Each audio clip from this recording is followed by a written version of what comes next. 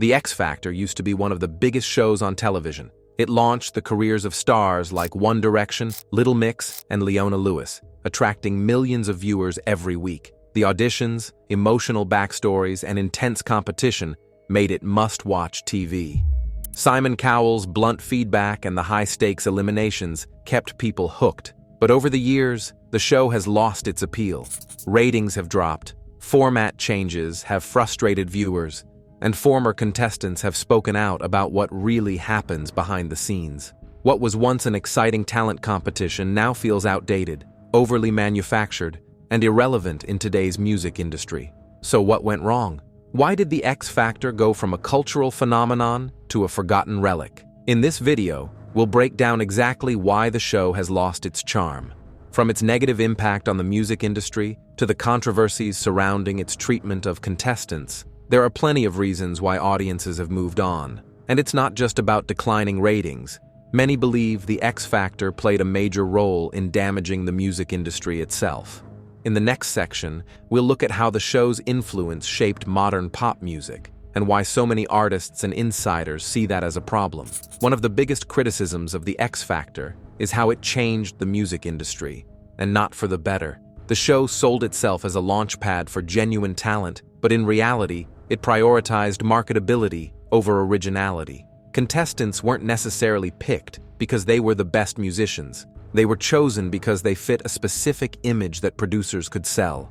The result? A music industry that became more focused on short-term success rather than long-term careers.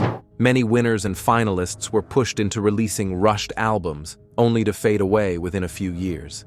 Acts like Steve Brookstein, Leon Jackson, and Matt Cardle won the show, but struggled to maintain lasting success. Meanwhile, the contestants who had the most staying power, like One Direction and Little Mix, were groups that were manufactured by the show itself, rather than solo artists with unique identities.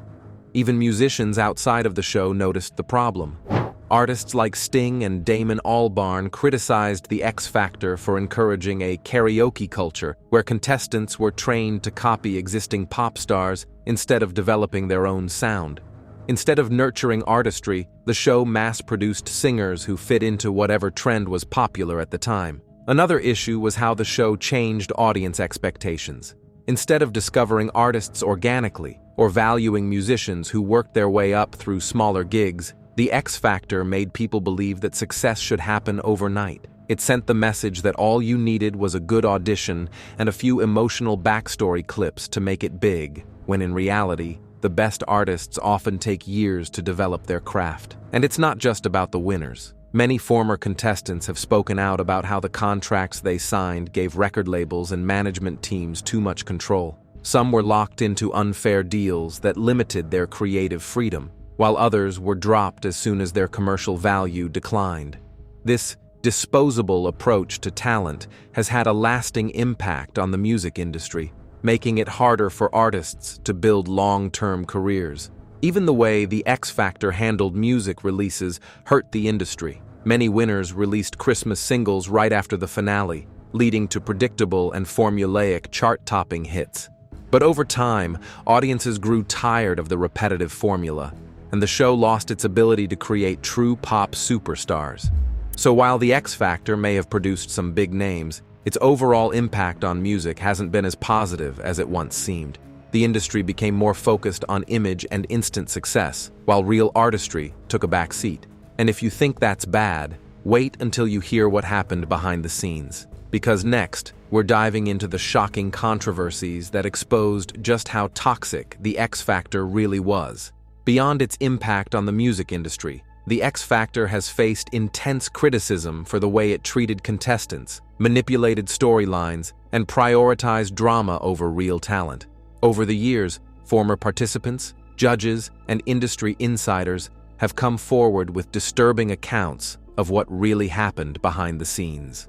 One of the biggest complaints about the X Factor is how it treated its contestants. Many entered the competition with dreams of a music career, only to find themselves trapped in a system that cared more about ratings than their well-being. Contestants were often given unrealistic expectations, pushed to their limits, and left to deal with the fallout once the cameras stopped rolling. While the X Factor presented itself as an authentic talent competition, many insiders have revealed that much of it was manipulated for entertainment purposes. Contestants were sometimes given song choices that didn't suit them, seemingly setting them up for failure. Others were encouraged to act a certain way to fit a predetermined storyline, whether it was the underdog, the villain, or the fan favorite. Several contestants have also claimed that producers would influence the judges' decisions. The idea that everything was spontaneous and based purely on talent? Not always true. Some eliminations and dramatic moments were carefully planned to keep viewers engaged. This became especially clear during the controversial six-chair challenge, a brutal segment that forced contestants to compete for limited spots in the next round. The constant swapping of seats, heartbreaking eliminations, and visible distress made it one of the most criticized parts of the show. Even auditions weren't always as real as they seemed. Some hopefuls were scouted by producers and given special treatment, while others were put in situations designed to make them fail. The show thrived on extreme reactions, whether it was a contestant breaking down in tears or storming off the stage. It wasn't just contestants who had issues with the show. Judges and staff members have also spoken out. Sharon Osbourne, who was a judge for multiple seasons, admitted that the show became too focused on manufactured drama. She described it as feeling more like a scripted reality show than a true singing competition. Louis Walsh, another longtime judge, claimed that the X Factor became more about creating viral moments than discovering talent. He said that in later seasons, it felt like the focus was on making a TV show first and a music competition second. Simon Cowell, the mastermind behind the X Factor, has also been at the center of controversy. While he was known for his harsh but honest critiques, some former contestants have accused him of being dismissive and unsupportive once the cameras were off. Others have pointed out that many winners were quickly dropped from his label, SYCO, once they were no longer profitable. Behind the scenes, reports have surfaced about the toxic work environment on the show. Several employees have spoken about the intense pressure to create drama, sometimes at the expense of contestants' mental health. There have also been allegations of favoritism, with some contestants receiving extra coaching and better production choices, while others were left struggling. All of these factors contributed to the show's decline. While the X Factor was once a cultural juggernaut, its credibility was slowly eroded by these controversies. Viewers began to see through the manipulation, and as more contestants spoke out, the public started to question whether the show really had contestants' best interests at heart. The rise of social media also played a role. In earlier seasons, audiences had limited ways to discuss what they saw on TV. But with platforms like Twitter and YouTube, fans started analyzing performances, calling out inconsistencies, and sharing first-hand experiences from former contestants. This transparency made it harder for the show to maintain its carefully crafted illusion. By the time the X Factor tried to change things up, it was already too late. The format tweaks, judge shakeups, and desperate attempts to stay relevant only made the show feel even more manufactured. And if you thought the controversies were bad, wait until you hear about the endless format changes that made the X Factor completely unwatchable. That's coming up next. Over the years, the X Factor introduced countless format changes, each one supposedly designed to keep the show fresh and exciting. But instead of improving the competition, these changes made it more confusing, frustrating, and, at times, downright unbearable to watch. At first, the X Factor had a simple, effective format. Contestants auditioned, got feedback from the judges, and progressed through boot camp before competing in live shows. But as ratings started to drop, the show panicked and began making drastic changes, none of which worked in the long run. One of the worst changes was the introduction of the six-chair challenge. Originally, boot camp was a fairly standard elimination process where contestants performed and were either sent home or moved forward. But in later seasons, the producers introduced this brutal twist. Each judge had 6 spots for contestants, but as new singers performed, they could swap out previously chosen contestants, publicly eliminating them on the spot. What followed was a spectacle that felt more like a psychological experiment than a singing competition. Contestants were humiliated in front of a live audience, often after thinking they had secured a spot. Viewers criticized the segment for being unnecessarily harsh, calling it reality TV at its most cruel. Instead of focusing on the music, the X Factor turned into a game of musical chairs, except with people's dreams at stake. Another problem was the constant changes to the judging panel. In its early seasons, the X Factor had a strong lineup with familiar faces like Simon Cowell, Sharon Osbourne, Louis Walsh, and later, Cheryl Cole. Viewers built a connection with these judges, even when they disagreed with them. But as the show struggled to stay relevant, it started switching judges almost every season. Big names like Britney Spears, Nick Grimshaw, and Mel B were brought in, but many felt out of place. The chemistry was lost, and viewers never had time to connect with a stable panel. Some judges were clearly uninterested, while others didn't have enough industry knowledge to give meaningful critiques. By the later seasons, it seemed like the judging panel was chosen for publicity rather than expertise. Viewers noticed, and instead of generating excitement, the frequent changes made the show feel chaotic.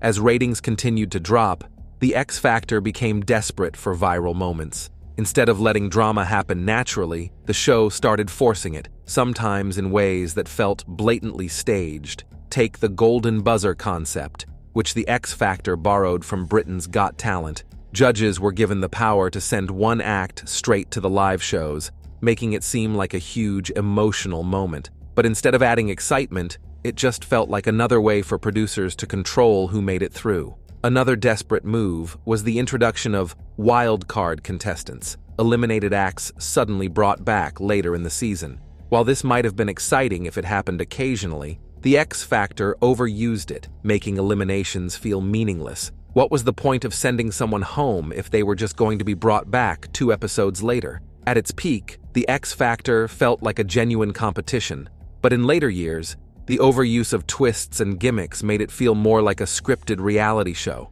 Another mistake was overexposing the brand. At one point, the X Factor had multiple versions running at the same time. Celebrity editions, all-star seasons, and even an X Factor Battle of the Bands concept. Instead of making the show special, it became exhausting to keep up with. Audiences grew tired of the constant attempts to reinvent the wheel. People just wanted a solid singing competition, but instead, they got endless spin-offs and unnecessary changes.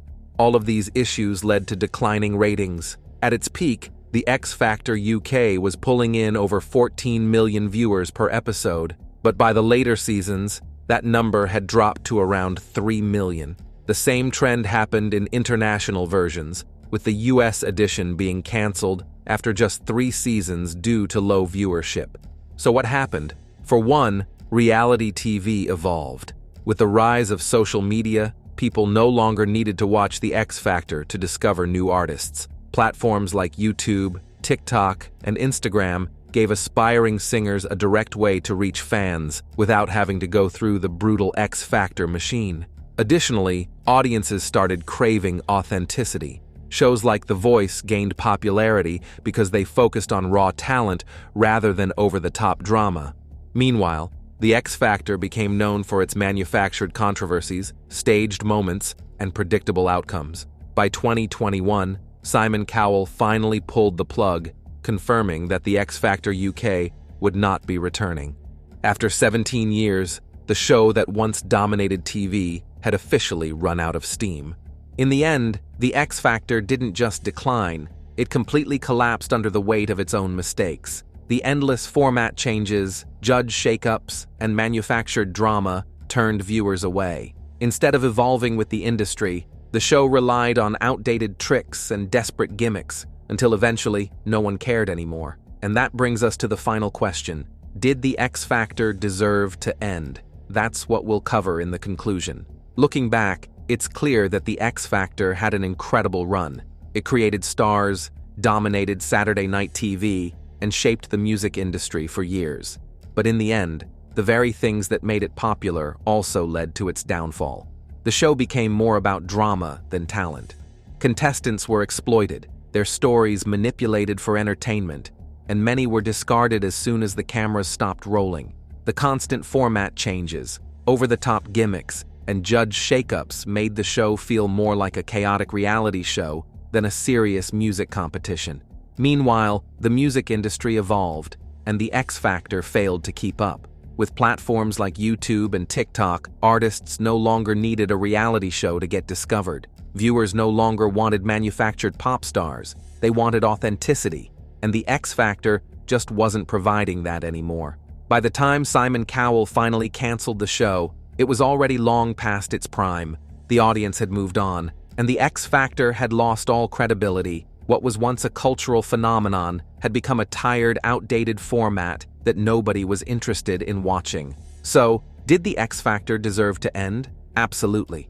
The show had run its course, and its flaws became impossible to ignore, but its impact on music and television is undeniable, whether for better or worse. Now, we want to hear from you. Did you used to watch the X Factor?